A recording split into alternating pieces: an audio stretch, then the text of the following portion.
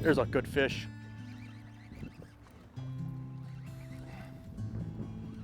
This is looking like a walleye, I think.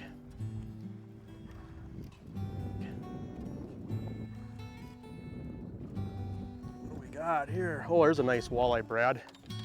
Another walleye. That fish hit it pretty close to the boat. Go ahead and just scoop them up. There we go. Good. Thank you. Thank you. There. That fish just mugged that. That's what you're looking for right there. Salmo Hornet. Show you what we're using here.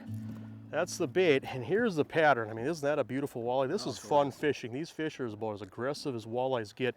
People that say walleyes don't fight have never caught them in this type of situation where the wind's blowing in the shoreline, the water's warming up, and these fish are in anywhere from, say, 2 to 4 feet of water, and they're aggressive. And covering water and fishing fast and fishing aggressively with crankbait is just a top pattern.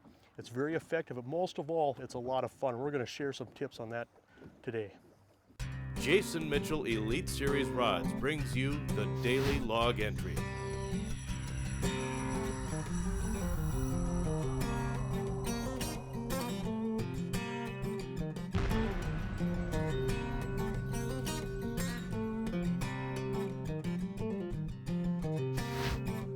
Fish on.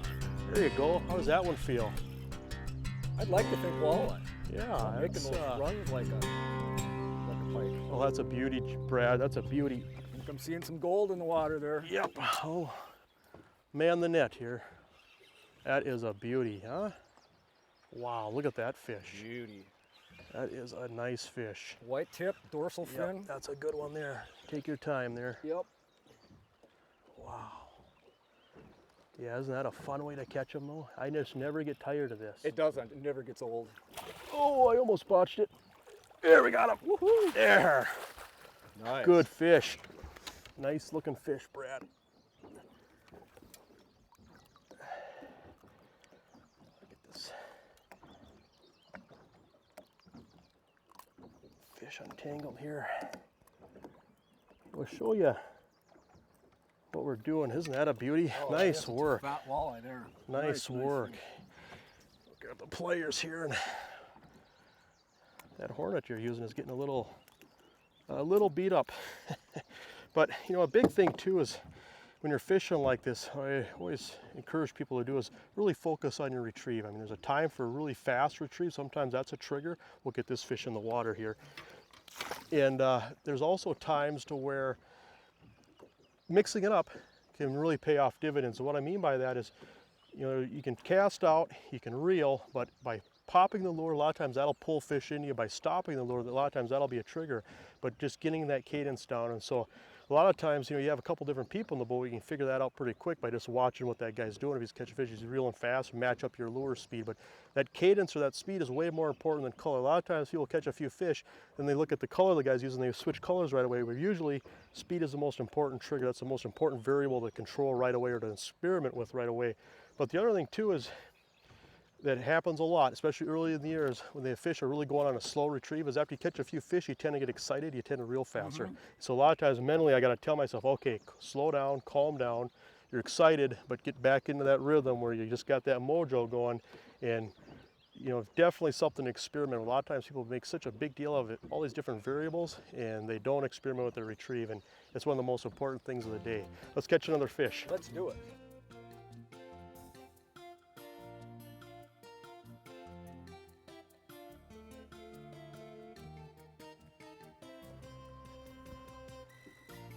There's a good fish. Yeah, there's a nice walleye there. Yes. Yeah, that's a beauty. Whoa! And the fish ain't acting like a walleye, is it? This fish is fighting. Oh, there's a beauty. Isn't that cool in that stained water? Oh, beautiful. Fish just mugged that crankbait, it just stopped it. First thing you see is that white tip. We just slide the net in the water and I'll just bring the fish to you. Okay. All right, there, thank you. Hey, off in the net, but they all count the same, don't they? I was a goalie in elementary school. You're a good one. Pretty good save there. All right. We'll get this fish out of the net here. Just show him off a little. There, isn't that a beautiful fish there? Isn't that pretty? Yeah, it is. It's gorgeous. That fish was probably in about 2 feet of water when that fish busted that crank, and that fish chomped down on it with an attitude. I mean, that's, whoever says walleyes don't fight has never done this, Well, huh? there was no guesswork, that's for Absolutely. Brad, you've had a great career in the outdoors as far as introducing a lot of people to your outdoor column. And I tell you what, by and large, you look at a lot of major newspapers, and that's something that they've cut over the years, and it's unfortunate because the outdoors are important to so many people. What draws you to your career? Well, I think just the variety of it. I mean, we live in a part of the world where, you know, in the case of Grand Forks, we're right on the border between Minnesota and North Dakota, and we just have so many hunting and fishing opportunities that are close by. And, you know, a lot of people that you know, participate in both of them. It's an important part of our way of life. Yeah, absolutely, and you get to travel and fish a lot of different areas, a lot of different people, and so you get to see really in this area some of the best of the best. And when we were talking earlier, when you look at, say, a 3-hour drive of Grand Forks, that's some of the best fishing in the country. It really is, and you know, you can cross the border and you don't have to travel long distances. That's what I like, and at the same time, you have such a variety. I mean, you can fish catfish, you can fish muskies, walleyes, pike, white bass. I mean, you name it. There's, you know, the opportunities are just about endless. Yeah. Now, what's the most rewarding aspect of your career? I think probably one of my favorite things is just to tell a good story. And I mean, I've never pretended to be an expert in this game, but I like to help other people share their stories and their experiences. And you know, if by doing that you convince, you know, somebody else to take up hunting or fishing, I mean, that's pretty rewarding as well. I think, you know, one of the most satisfying things is watching someone else just have that thrill.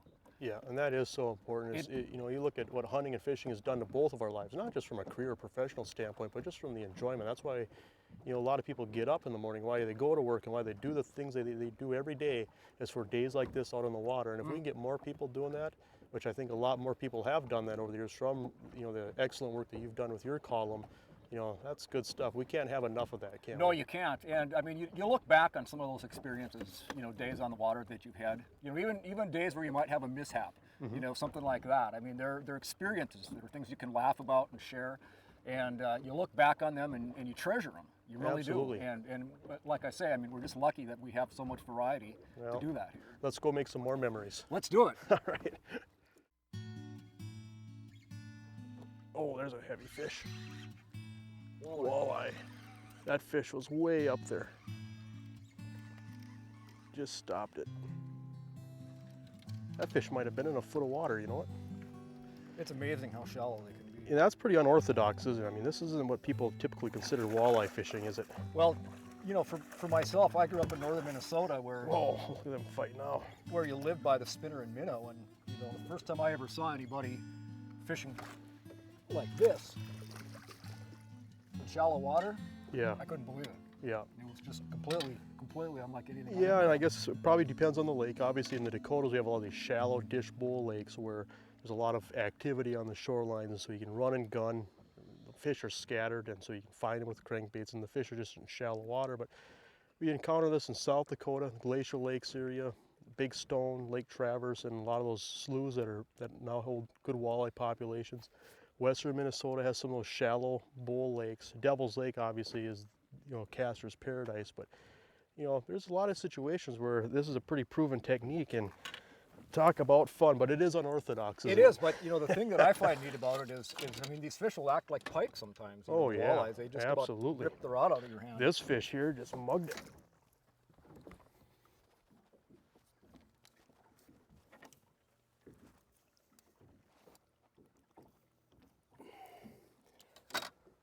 But yeah, that's just, that fish was probably in, oh, I would say a foot of water. I mean, I've cranked this Hornet maybe one crank, and that fish just stopped it.